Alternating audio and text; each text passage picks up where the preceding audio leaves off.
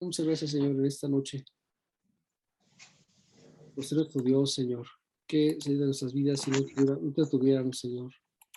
Tú eres nuestra esperanza, tú eres nuestro refugio, tú eres nuestra ayuda, tú eres, Señor, nuestro consuelo. Padre, a ti te damos todo honor y toda gloria. Señor, y te pedimos que en este tiempo que vamos a meditar en tu palabra, Señor, tú nos muestres, Señor, tu corazón y tu voluntad para nuestras vidas, en el nombre de Jesús de Nazaret. Amén. Amén. Amén. Por favor, quiero que abran sus Biblias en Éxodo capítulo 25. Éxodo 25. Esta semanita cuando vean que ya lo tienen.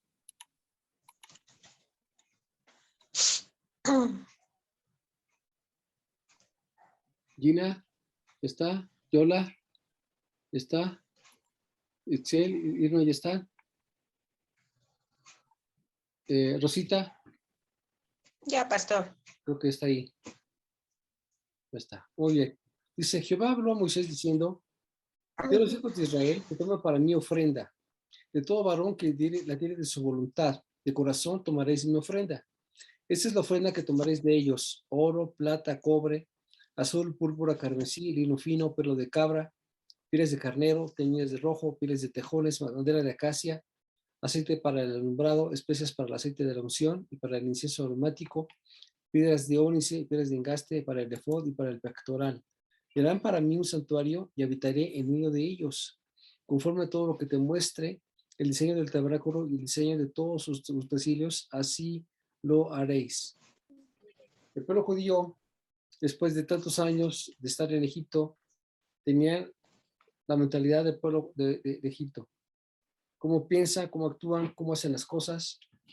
Ahí estaba todo el tiempo de su corazón, de su mente, cómo era el pueblo judío.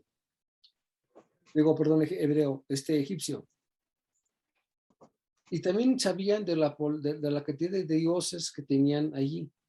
Entonces, cuando Dios los saca y empiezan a tratar otro nuevo estilo de vida, empieza un cambio importante, que es casi el cambio que tenemos nosotros cuando conocemos a Cristo, porque fuimos formados en una cultura, en una religión, y eso es lo que tenemos en la mente, eso es lo que entendemos.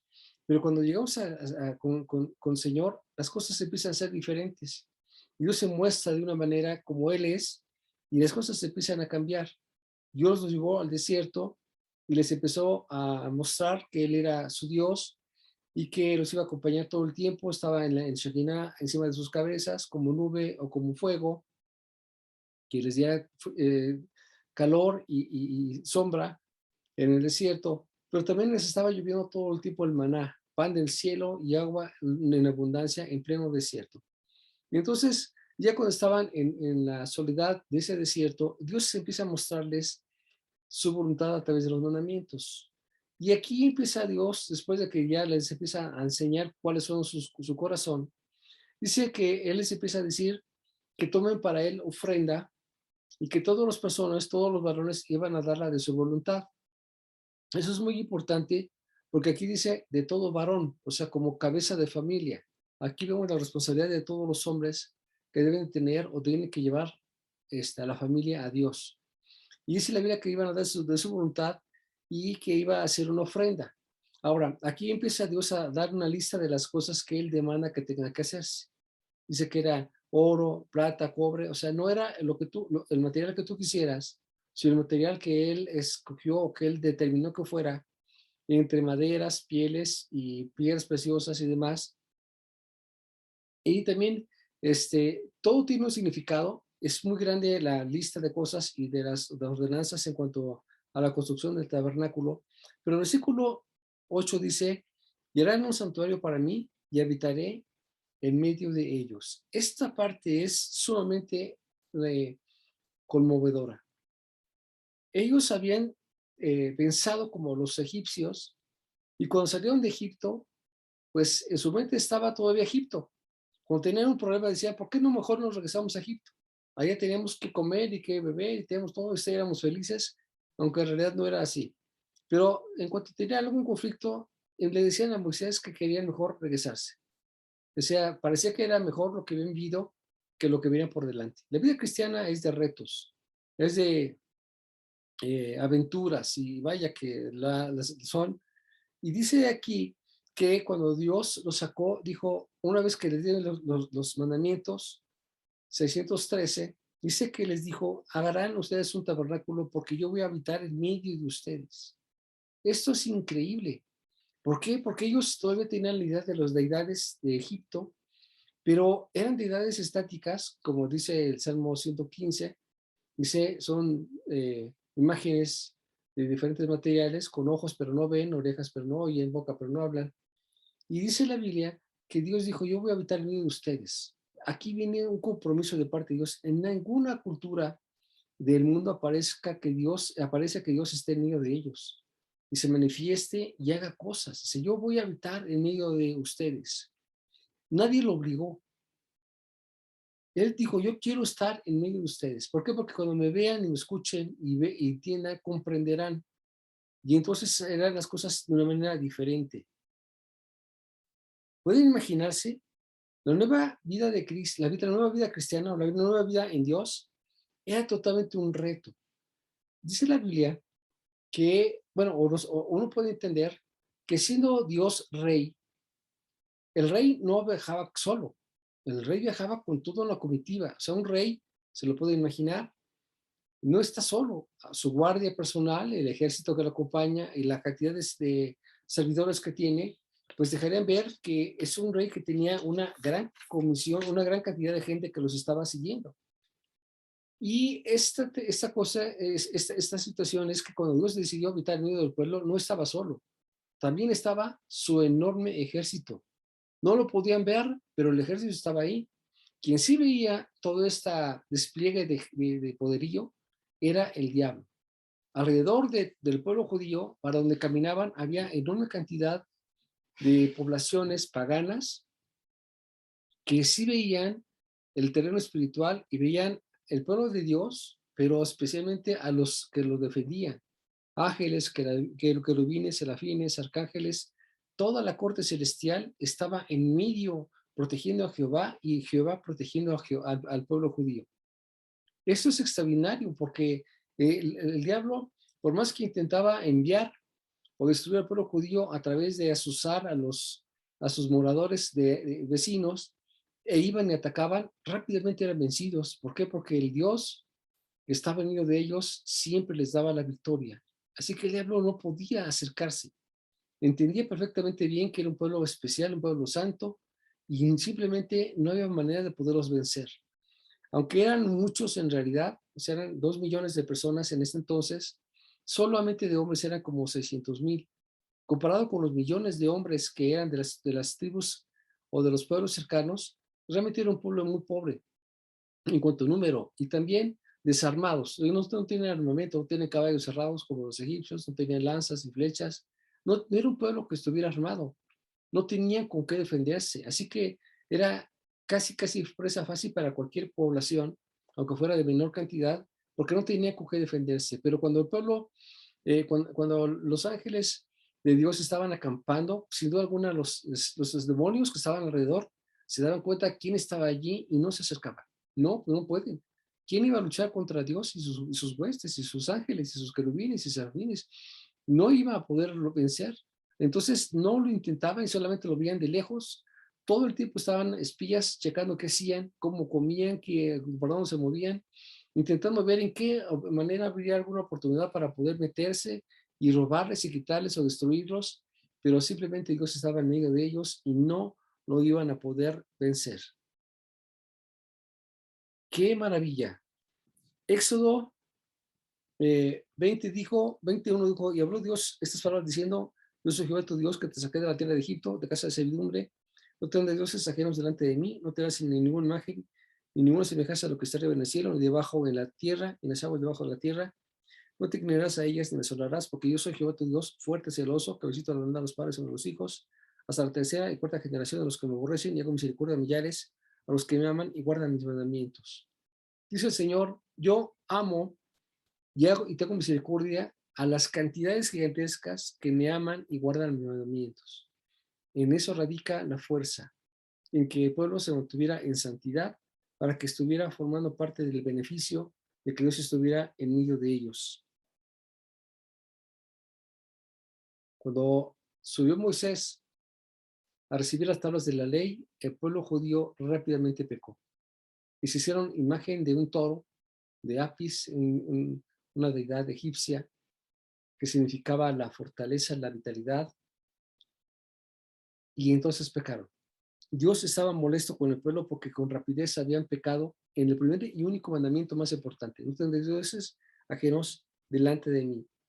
Y es que ellos habían salido de Egipto, pero Egipto no había salido de ellos. Ellos lo seguían trayendo en su cabeza, en su corazón. Así que había que quitarle las costumbres que tiene ahí arraigadas, y tenía que, ¿cómo hacerlo? Cuando Dios estuvo en medio de ellos, para que viendo a Dios se olvidaran de las otras deidades, porque de otra forma el pueblo estaba todavía pensando, estaban con Dios, pero pensando en las deidades que estaban en Egipto. La Biblia les enseña que tenían que mantenerse ahora en otra actitud. Dijo Dios: yo quiero que traigan para mí estos materiales. Un poquito antes de esta enseñanza, aparece cuando Dios está ordenando que se edifique el tabernáculo. Y empieza por el arca del pacto. El arca del pacto era el lugar más santo, donde se encontraban las tablas de la ley, donde estaba la vara de Aarón y el maná. Y también dice que los sacerdotes tienen que presentarse delante de Dios con una vestimenta muy especial. A mí me gusta mucho esa parte porque dice que tenían un pectoral los sacerdotes con las 12 piedras, de las que cada una significaba el pueblo de Israel, pero cada piedra era diferente de la otra. No eran las mismas piedras, sino tenían carmesí, coralina, o sea, cada piedra era diferente. ¿Por qué? Porque cada uno de los 12 tribus, pues también era diferente. Diferente de temperamento, diferente forma de pensar. Sí, hermanos, pero finalmente todos son diferentes.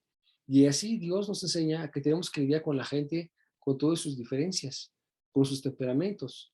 Están los que son muy alegres, están los que son muy callados, están los que son muy sonrientes, otros que no sonríen ni por error.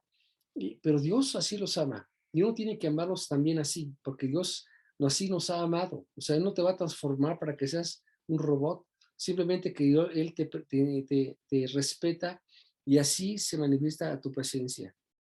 Y les enseñó que tenía que tener fiestas en las cuales tenía que presentarse delante de Dios con ciertas circunstancias, con ciertas maneras, pero dice que Dios les dijo que iban a hacer un santuario para Él y que Él iba a habitar en medio de ellos. Dice en Éxodo capítulo 25:8, dice: y harán un santuario para mí y habitaré en medio de ellos, conforme a todo lo que yo te muestre, el diseño del tabernáculo y del diseño de todos los utensilios, así lo haréis. En varias partes del libro de Éxodo aparece: y harás esto conforme al modelo que yo te mostré. O sea, Moisés tuvo la oportunidad de que fuese, pues estuvo en la montaña, Dios les revelara cómo iba a ser el santuario, porque en el cielo había otro igual. Dice: y así quiero que se haga en la tierra un santuario que esté también aquí abajo, y había que tenerlo así, con esa santidad y con esta manera de hacer las cosas, y era claramente notorio que lo que Dios estaba mostrando es que Él quería habitar en medio de su pueblo. ¡Qué hermoso! Ellos estaban acostumbrados a evocar a un Dios que lo veían lejano. No sé ustedes, pero cuando yo era pequeño y me hablaban de Dios, siempre pensaba en una persona que estaba, por un lado, enojado, porque siempre estaba como papá Dios, así como bien serio, y muy, pero muy, muy lejano. Vamos, no había manera de poder hablar con Él o tratar nada con Él, porque era un Dios que estaba muy, muy lejos, estaba muy ocupado, estaba muy serio, y jamás me iba a escuchar o me iba a enseñar algo. Y también que entonces, por eso es que había santos y vírgenes como intercesores o intermediarios que llevarían mis plegarias a Él, cuando realmente Dios nunca quiso eso. Dice que yo quiero habitar en medio del pueblo, para que el pueblo esté cerca del pueblo, y hablen conmigo, yo con ellos, y nos podemos identificar. En el tiempo que estuvo Shejinah, Dios en medio del pueblo, nadie les podía hacer frente y no les faltaba nada. Dice la Biblia que durante 40 años que estuvieron en el desierto, su ropa no se desgastó, sus zapatos, sus sandalias no se echaron a perder. No les faltó nada, ni su ropa envejeció, y no hubo enfermedad entre el pueblo. ¿Por qué? Porque Dios estaba en medio de ellos. Y así como ocurrió antes, ese es el caso de hoy. El Señor está en medio de nosotros. No está tan lejano. No tenemos que gritar para que nos escuche. Él está cerca de ti. Dice que está en nuestro corazón. Él está dentro de nosotros ahora, en la presencia de Jesucristo y el Espíritu Santo. ¿Por qué? Porque Él está en medio de ti. Él no quiere que tú veas a un Dios lejano, un Dios enojado, un Dios legalista, un Dios que solamente está pensando cómo buscar el error para hacerte daño, sino es un Dios que está cerca de ti para amarte, para enseñarte, para mostrarse a ti y para cuidarte en todas las cosas que tú necesites. ¿Qué es lo que el hombre puede hacer para alcanzar esta bendición? Pues la verdad es que no hay forma, o sea, no hay algo que el hombre pueda hacer para que Dios se acerque a ti. Dios tuvo misericordia y sabiendo que tú no puedes acercarte a Él, Él se acercó a ti. Dice, yo habitaré en medio del pueblo, pero tendré que tener esas condiciones. Entonces pidió que se edificara el tabernáculo con las características de él, con sus medidas, con los materiales, de tal manera que él pone las reglas. Se yo voy a habitar en medio de ti, pero estas son mis reglas. Quiero que me construyas esta casa. Es una casa que es casi una tienda de campaña, que se puede desarmar y se puede trasladar con estos materiales. No son los que tú quieras. Los sacerdotes lo tendrán que hacer, tendrán que llevarme cargando, y se van a estacionar donde yo les diga y van a hacer las cosas conforme yo les ordene, pero no iba a estar lejano del pueblo. Así que por estos años que estuvieron en el desierto, no hubo forma de que ninguna de las naciones de alrededor lograran vencer al pueblo judío. ¿Lo intentaron? Sí, muchas veces, y nunca pudieron. Fíjense qué impresionante, pero en esta época también había gigantes, había personas que medían más de 30 metros de altura. ¿Se imaginan esto? O sea, es un edificio de varios departamentos que eran una sola persona que tenían esas enormes gigantes y ni a unos gigantes se acercaban porque tenían la oportunidad de ver en el terreno espiritual quién estaba ahí. ¿Y quién estaba ahí? Estaba simplemente Dios. Y ninguno se acercaba. Todos le tenían miedo, tenían respeto de quién era el pueblo judío. Qué maravilla. Dice Juan capítulo 1, versículo 9. Juan capítulo 1, versículo 9 dice, aquella luz verdadera que alumbra a todo el hombre venía a este mundo. En el mundo estaba y el mundo por él fue hecho, pero el mundo no le conoció. A lo suyo vino y los suyos no lo recibieron. Mas a todos los que le recibieron, a todos los que creen en su nombre, les dio potestad de ser hechos hijos de Dios, los cuales no son engendrados de carne, ni de voluntad de carne, ni de voluntad de varón, sino de Dios. Y aquel verbo fue hecho carne y habitó entre nosotros y vimos su gloria, gloria del unigénito del Padre, lleno de gracia y de verdad. Dice el versículo 14, y el verbo fue hecho carne y habitó entre nosotros. Otra vez, Dios acercándose para mostrarse. Así como se mostró en el Antiguo Testamento, en el Shekinah, aquí vemos a Jesucristo que está caminando entre nosotros. O sea, Dios no estuvo alejado, sino acercándose. Y Dios se ha acercado a ti y quiere que tú aprendas a depender y a vivir de Él. El pueblo judío solo tiene que preocuparse por mantenerse en santidad. Su seguridad estaba eh, guardada por Dios. Su provisión estaba cuidada por Dios. No había manera que le faltara nada. Todo lo que necesitaban lo pueden encontrar en Dios. Entonces, cuando Jesucristo viene a tu vida, empiezas a tener esa satisfacción porque Él cuida de ti. Él te guía, te enseña, te muestra, se muestra. Él es el que peleó por ti y Él pagó por nosotros los pecados que tú y yo hemos cometido para que podamos tener acceso al Padre. Y Él pagó todo. Él derrotó al enemigo, Él derrotó al diablo en la cruz y nos dio bendiciones y nos ha colmado de bendiciones. De tal manera que Dios, así como en el Antiguo Testamento se mostró en el tabernáculo, se muestra en Cristo Jesús, dice, porque esa luz verdadera y aquel verbo fue hecho carne y habitó entre nosotros y vimos su gloria, gloria como el unigénito del Padre, lleno de gracia y de verdad. El Salmo 15, versículo 1.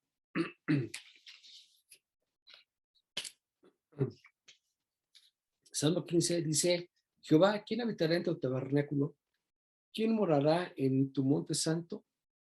El que anda en integridad y hace justicia, el que habla en su corazón, verdad en su corazón, el que nunca calumnia con su lengua, ni hace mal a su prójimo. No admite reproche alguno contra su vecino, aquel cuyos ojos el vil es menospreciado, pero honra a los que temen a Jehová, y el que aún no jurando en daño suyo, no por eso cambia. Quien en su dinero no dio usura, y contra el inocente admitió cohecho, de que hace estas cosas, no resbalará jamás. Habla el Señor, dice el salmista, ¿quién habitará en tu templo? ¿Quién estará delante de tu presencia? Dice el que anda en integridad y hace justicia. Vamos, el que ha acatado tus indicaciones y se ha esforzado por hacer las cosas conforme a lo que tú has ordenado. Sin duda alguna, no hay hombre perfecto. Todos hemos pecado y seguimos pecando, aunque no queremos, de todos modos fallamos.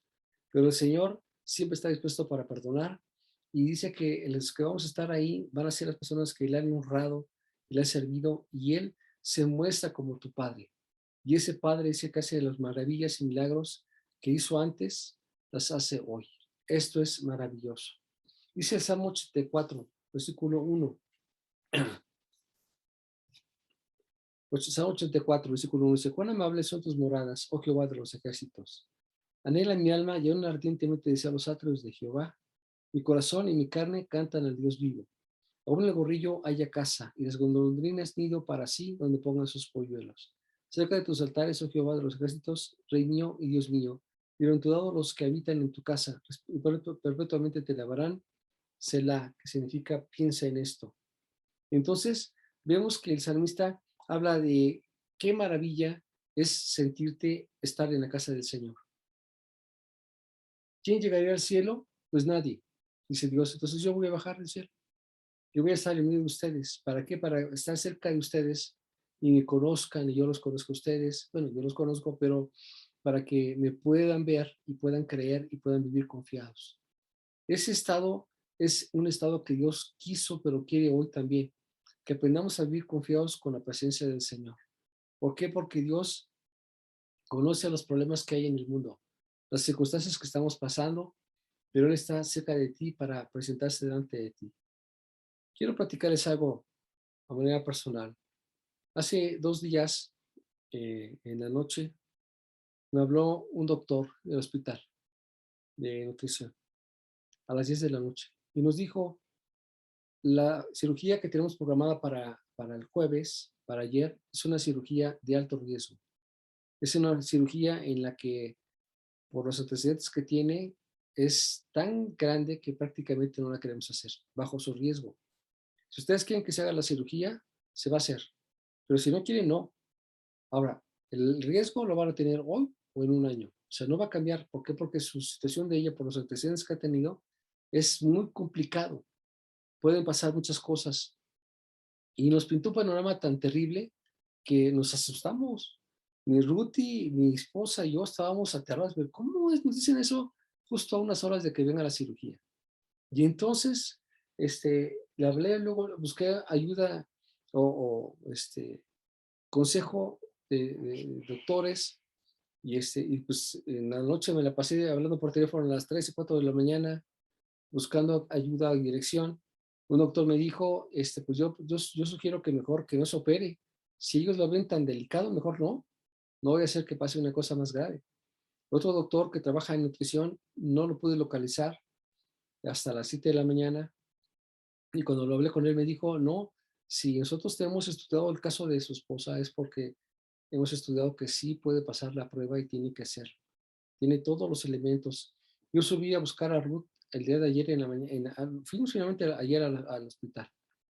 Ella decía: pues no tiene caso, si no me van a operar, mejor no voy. No, pues tenemos que ir porque hay que presentarse y hay que hacer lo que se nos ordena, aunque no te operen.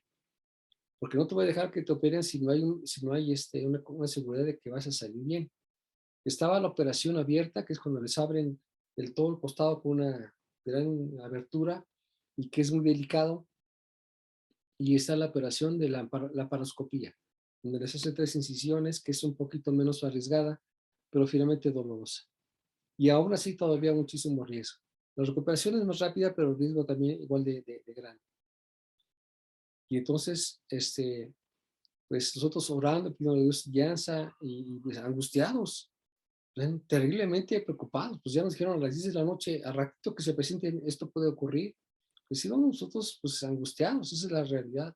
Y entonces, cuando subí con Ruth en su cuarto, porque ya tenía un cuarto, la vi rodeada de doctores. Había varios, había como 6 doctores y doctoras.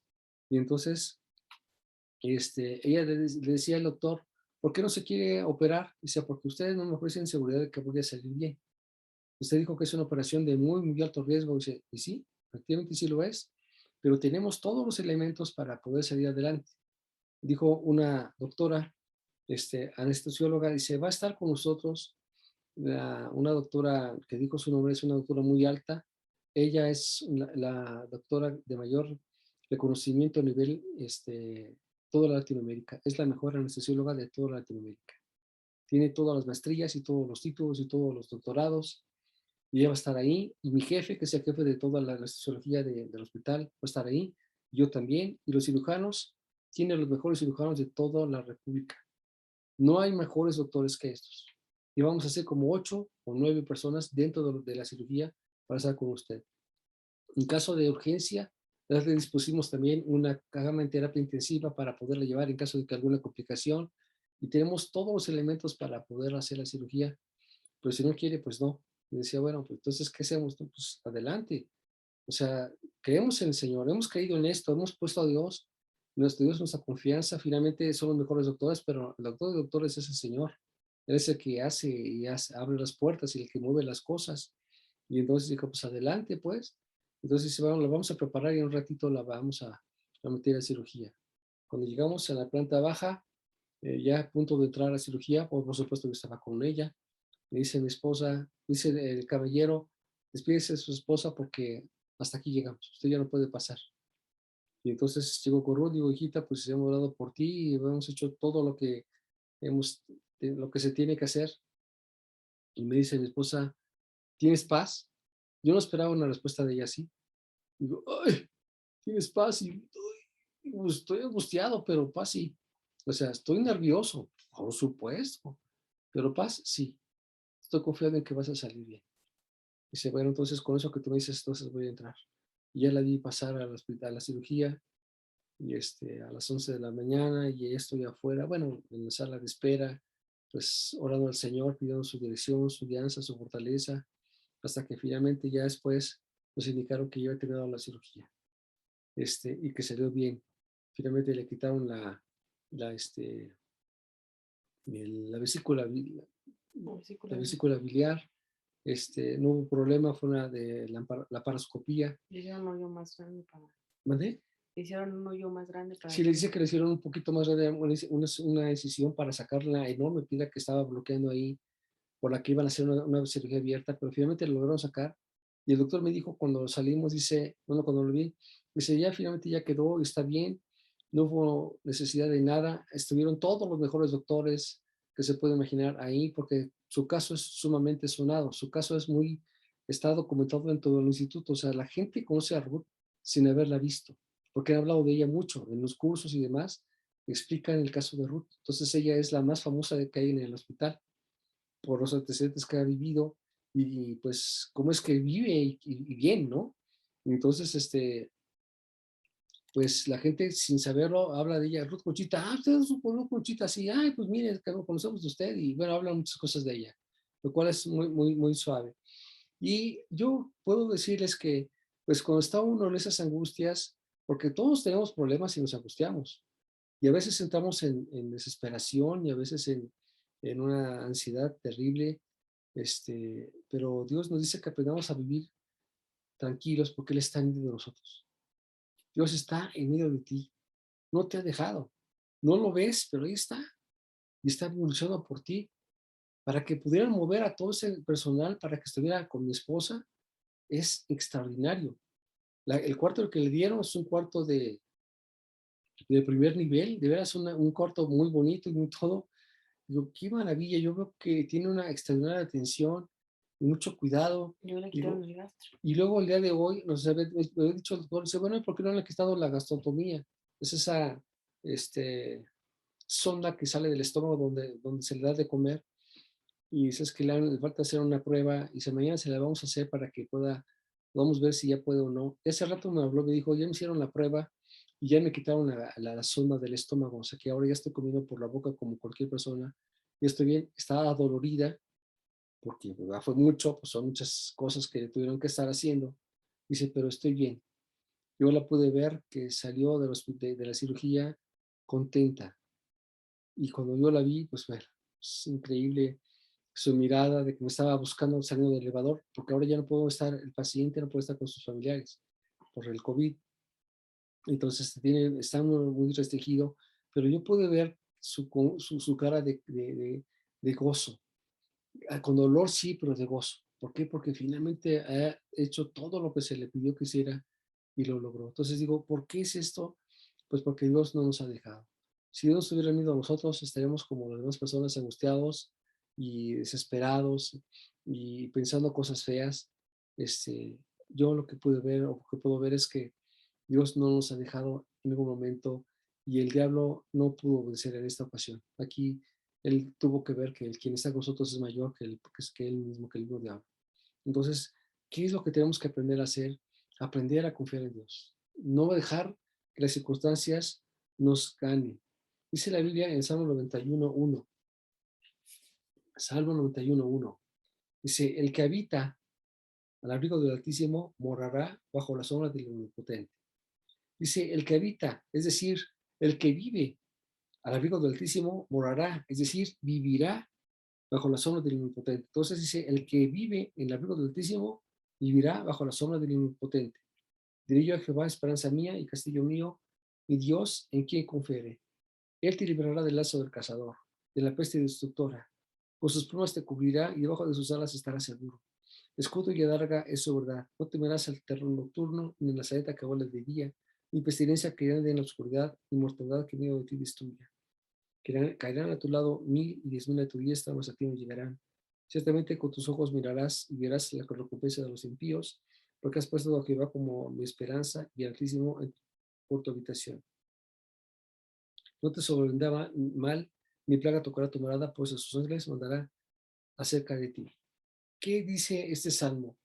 Que el que habita o el que vive al abrigo del Altísimo vivirá bajo la sombra de Dios. Está ahí está seguro. Él está al pendiente de ti. Todas las cosas que ha movido el Señor son para nuestro beneficio. Pero tenemos que aprender a vivir confiados. ¿Y qué es lo que nos pide el Señor? Lo que quiere de ti es que aprendas a honrar, que aprendas a confiar en Él, a descargar tus cosas en Él, que no lo veas como ese Dios lejano, como cuando yo era pequeño, así lo veía, ese Dios lejano, enojado, y que me podía castigar, sino es el Dios que está en medio de ti, y ahora no solamente está en medio, sino está dentro de ti. Ahora está dentro de ti, en tus pensamientos, en tu voluntad, para guiarte y hacerte sentir su presencia, para que puedas darte cuenta que Dios sigue estando cerca de ti. Y no te va a dejar y no te va a desamparar. Las circunstancias son tremendas. Todavía antier en la noche que nos habló el doctor, que incluso era el jefe de cirujanos, que finalmente me enteré el jefe de cirujanos, lo que nos dijo fue aterrador. Dices, es que nosotros vemos que ella prácticamente no va a salir. O sea, así nos dijo, casi, casi no va a salir. Esto está como para que no salga, porque su caso es muy difícil. Y ¿saben? Eso es aterrador. Eso dicen, no, pues no, mejor déjala así. Yo prefiero quedarme con mi esposa así toda la vida a ponerla en riesgo y no salga de la operación. Eso es aterrador, claro. Pero ¿saben qué es? Es el diablo, que intenta robarte la paz, la confianza. Nosotros estamos hablando con el Señor y diciendo, Señor, te suplicamos, te pedimos tu bondad y todo, y de repente vienen pensamientos como esto, que te dice, ella no va a salir. No, pues, ¿cómo crees? Por supuesto que nosotros íbamos con toda la intención del mundo de que, pues, no se hiciera la cirugía. ¿Por qué? Porque es mucho riesgo. Pero Dios tenía otro plan. Dios nos dijo, no mires en eso. O sea, yo tengo control de todas las cosas. Él nos había demostrado que iba a estar ahí todo el tiempo, no te dejaré ni te desampararé. Y saben, es vigente, está todo el tiempo ahí y eso es lo que nos mantiene vivos en medio de las circunstancias adversas. Hace rato me habló Ruth y me dijo que ya fueron a ver los doctores, ya le quitaron la sonda del estómago y me dice que mañana sale a las 12 o 1 de la tarde. Ya, sale mañana a mediodía, entre las 12 y 1 de la tarde sale. ¿Y saben qué? Es increíble. Ya mi persona siente otra cosa. Fortalecido en haber creído en el Señor, haber creído en Él con todo nuestro corazón. Qué gozo. No he visto a mi esposa, la extraño mucho, también Ruth la extraña mucho, la extrañamos mucho, los tres somos muy apegados como familia. Y ella me habló, dice, los extraño muchísimo también. Y dice, pero está dolorida, pero está contenta. Dice, finalmente ya voy a regresar a esa casa. Ay, ¿cuánto me queda?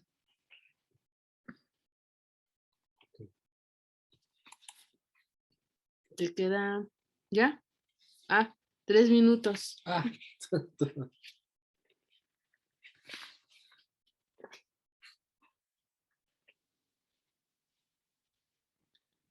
el gozo de saber que Dios está viendo de ti. Lo que puede hacer. Lucas 19:1 dice, Lucas 19:1. Habiendo entrado Jesús en Jericó, iba pasando por la ciudad, y sucedió que un varón llamado Zaqueo, que era jefe de los publicanos y rico, procuraba ver quién era Jesús, pero no podía a causa de la multitud, pues era pequeño de estatura. Y corriendo delante subió a un árbol sicómoro para verle, porque había de pasar por allí. Cuando Jesús llegó a aquel lugar, mirando hacia arriba, le vio y le dijo, Zaqueo, date prisa, desciende, porque hoy es necesario que pose yo en tu casa.